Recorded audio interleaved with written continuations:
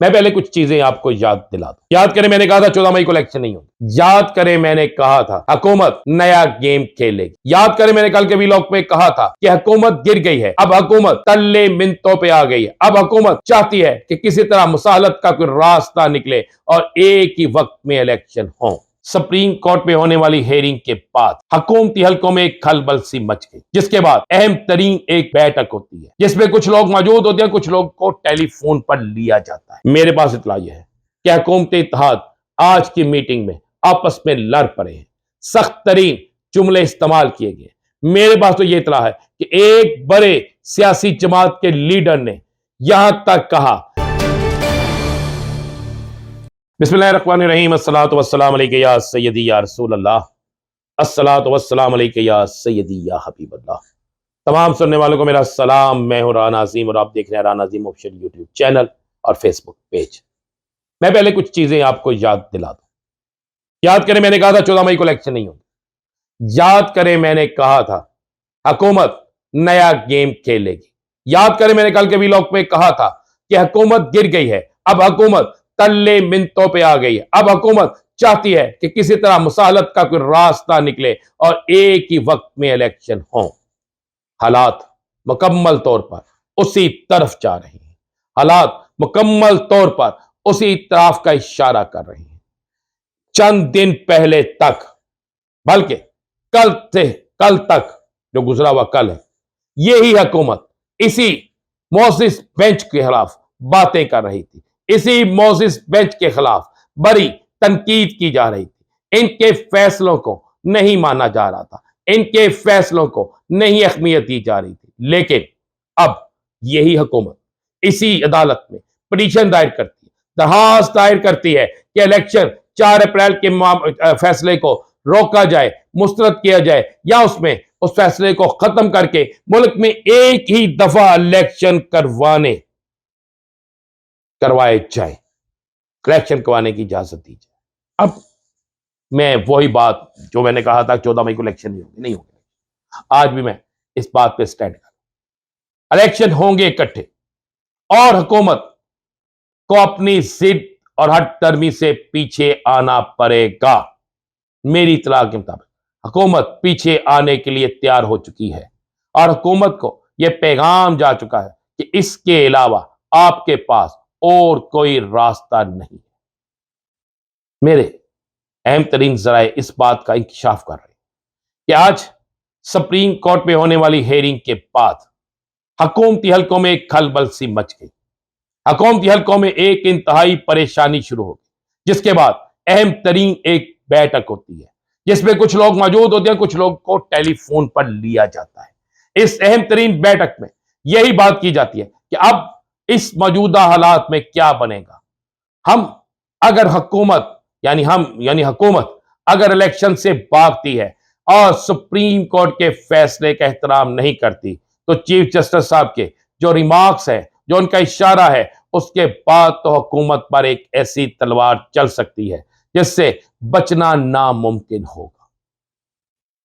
और जो उम्मीदें आज से इनको थी कि शायद फौरी तौर पर फैसला रिवर्स हो जाएगा, शायद फौरी तौर पर उनके हाथ में चीजें आना शुरू हो जाएंगी और आइन शिकनी जो है उसको कुछ नहीं कहा जाएगा, लेकिन सब कुछ मुकम्मल तौर पर इसके बारक्स नजर आया। सब कुछ मुकम्मल तौर पर इसके बारक्स किया, सब कुछ मुकम्मल तौर पर बिल्कुल हट के किया।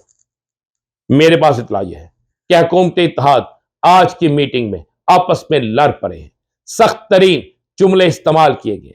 मेरे पास तो यह इतला है कि एक बड़े सियासी जमात के लीडर ने यहां तक कहा कि हमारे फैसले नवाज शरीफ मरियम नवाज करेगी या हम लोग खुद करेंगे।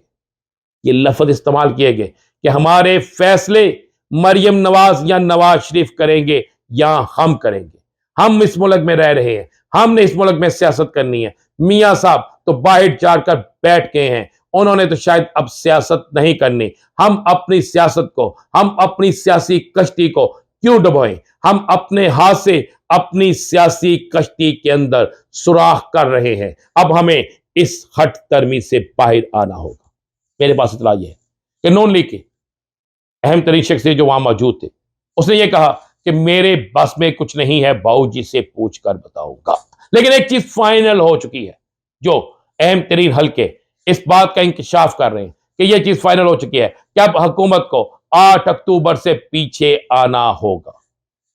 अब हुकूमत को दरमियानी रास्ता निकालने के लिए 14 मई के इंतखाबात को रोकने के लिए एक की तारीख देना पड़ेगी जिस पर पूरे मुल्क के अंदर इकट्ठे इलेक्शन हो सके। और जो मैंने बात कही थी मेरे वीलॉग में, आपके पास अमानत है, देख लें। मैंने कहा था 14 मई को इलेक्शन नहीं हो रहे, इलेक्शन इकट्ठे होंगे और हुकूमत अपनी हट दर्मी छोड़ेगी और हुकूमत को वापस उसी रास्ते पे आना होगा जो आइन और कानून का रास्ता है, जो पाकिस्तान और पाकिस्तान के आइन के लिए ज्यादा बेहतर है। और ऐसा ही हो रहा है। हुकूमती इत्तेहाद में दरारें बढ़ गई हैं। मौलाना फजलुर रहमान और बिलावल भुट्टो सरदारी में होने वाली मुलाकात, बिलावल भुट्टो का की तरफ से पैगाम दिया गया। बिलावल भुट्टो ने पैगाम दिया असफ अली जरदारी साहब का, मुफाहमत का पैगाम था कि अब हमें अपनी पॉलिसी को तब्दील करना होगा, हमें मुफाहमत की तरफ आना होगा, हमें आइंदा इलेक्शन में हिकमत अमली बेहतर बनानी होगी, हमें इमरान खान का मुकाबला करने के लिए बहुत सी चीजों की कुर्बानी देना पड़ेगी। मेरी तरह है मौलाना फजलुर रहमान ने सुरख चंडी दिखा दी। उनका जाए, मैं किसी सूरत उस इत्तेहाद का हिस्सा नहीं रहूंगा जो मुज़ाकरात की तरफ जाएगा। इसके बाद हुकूमत इंतहाई मुश्किल में फंस गई।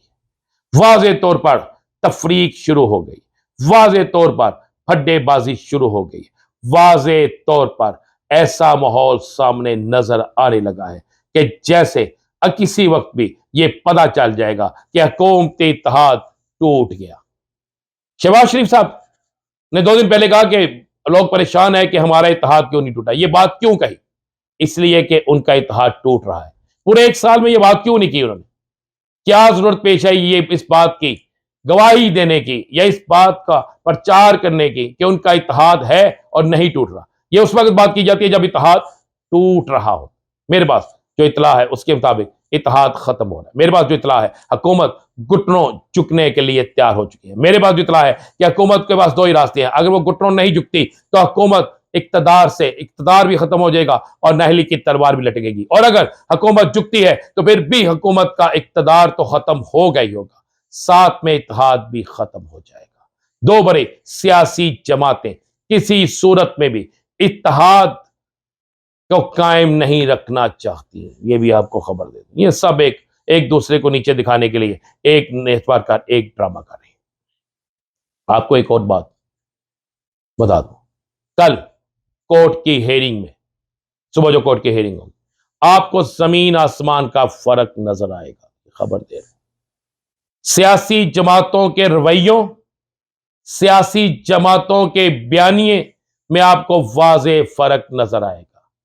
क्योंकि अब यह बात बिल्कुल क्लियर हो गई है कि किसी सूरत में भी सुप्रीम कोर्ट अपना फैसला ऐसे वापस नहीं लेगी कि जिससे यह नजर आए कि आइन हार गया और हुकूमत जीत गई। उसके लिए हुकूमत को कई कदम पीछे हटना पड़ेगा।